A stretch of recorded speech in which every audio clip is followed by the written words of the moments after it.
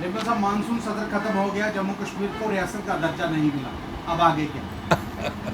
पत्रकार मित्रों ने ये सुबह से ही मेरे पीछे पड़े हुए हैं और उनका ये कहना है कि मानसून का सेशन जिसमें सभी पॉलिटिकल पार्टीज़ ने, राजनीतिक दलों ने और राजनीतिक नेताओं ने ये उम्मीद लगा करके बैठी हुई थी कि भारतीय जनता पार्टी बड़ी आसानी के साथ प्लेट में डाल करके जम्मू कश्मीर को रियासत दे देगी। तो हमने तो पहले ही कह दिया कि भारतीय जनता पार्टी ना तो ये मानसून सेशन में कोई बिल लाएगी कि रियासत का दर्जा वापस किया जाए और ना ही ये रियासत का दर्जा वापस करेगी। अपने अपने हिसाब से आप पत्रकार मित्रों ने यह भी कहा और ये भी पूछा कि कोई भूख हड़ताल करके रियासत मांग रहा है, कोई सिग्नेचर कैंपेन करके रियासत मांग रहा है, कोई किसी तरीके से हड़ताल करके रियासत मांग रहा है, तो हम किसका समर्थन करेंगे? क्योंकि ये अलायंस की सरकार को हमने असेंबली और पार्लियामेंट के चुनावों में पूरा ताउन किया था और ये सरकार भी और ये चीफ मिनिस्टर भी हमने पूरा समर्थन करके बनवाया था।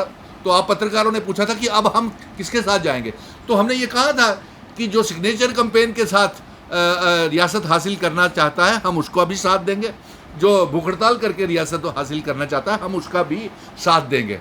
क्योंकि ये मंसूबा, ये विजन डॉक्यूमेंट, रियासत का दर्जा, आर्टिकल 370, 35 से इंस्ट्रूमेंट ऑफ असेशन की शर्तें, स्टैंड स्टिल एग्रीमेंट और जिन शर्तों के ऊपर इल्हाक भारत के साथ जम्मू कश्मीर का हुआ है वो शर्तें हम मांगना चाहते थे। लेकिन अफसोस हुआ, कल से पत्रकार मित्र मुझसे ये पूछ रहे हैं कि पार्लियामेंट का सेशन खत्म हो गया और रियासत का दर्जा नहीं मिला और जम्मू कश्मीर को जो तोहफे के ऊपर भारतीय जनता पार्टी ने दिया वो Jammu Kashmir reorganisation amendment bill दे दिया, जिससे जम्मू कश्मीर की आवाम की, नेताओं की, चुनी हुई सरकार की, chief minister, cabinet minister, deputy chief minister, तमाम बड़े जो नेता लोग हैं उनकी आवाज़ को दबाने के लिए, रियासत के दर्जे की आवाज़, आर्टिकल 370 की आवाज़ को दबाने के लिए ये काला कानून, ड्रैकोनियन लॉ ला रहे हैं।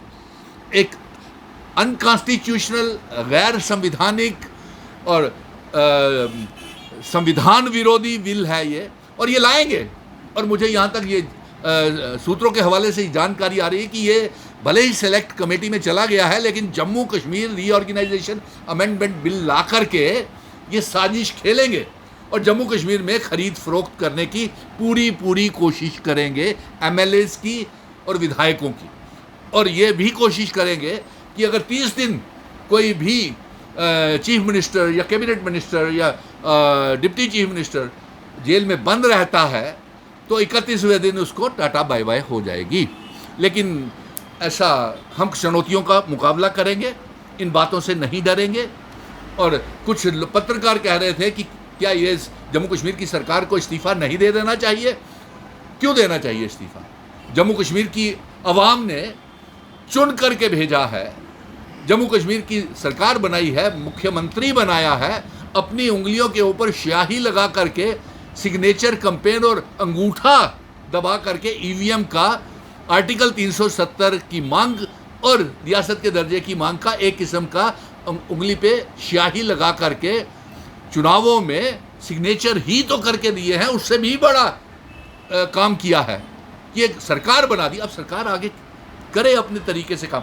और अगर पार्लियामेंट से कुछ नहीं हासिल हुआ तो मैं अलायंस की सरकार के नेशनल कॉन्फ्रेंस के प्रेसिडेंट डॉक्टर फारूक अब्दुल्ला और उमर अब्दुल्ला को और कांग्रेस को भी, करा साहब को, जीए मीर को, रमन भल्ला को और चौधरी लाल सिंह जी और इसी तरीके से पीडीपी की महबूबा मुफ्ती, अल्ताफ़ बुखारी, सज्जाद लोन से कहूँगा और चीफ मिनिस्टर साहब से कहूँगा कि बिना समय गवाए आप असम्बली का सेशन बुलाएं और उसमें ये डिबेट करें रियासत क्यों नहीं दी जा रही, आर्टिकल 370 क्यों वापस नहीं किया जा रहा।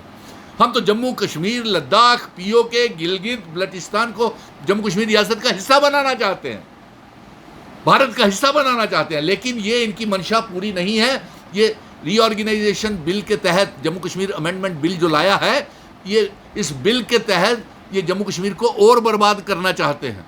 ना रियासत का दर्जा देना चाहते हैं, या ना महाराजा हरि सिंह जी की डोगरा रियासत वापस देना चाहते हैं, ना 370, ना वो इंस्ट्रूमेंट ऑफ असेशन विले की शर्तें भी लागू नहीं करना चाहते और ख़रीद फरोख्त करके जम्मू कश्मीर में कब्जा करना चाहते हैं। आज कैबिनेट की मीटिंग है और इस कैबिनेट की मीटिंग में फैसला कीजिए ना, जम्मू कश्मीर दरबदर हो गया, दरबार मूव शुरू कीजिए।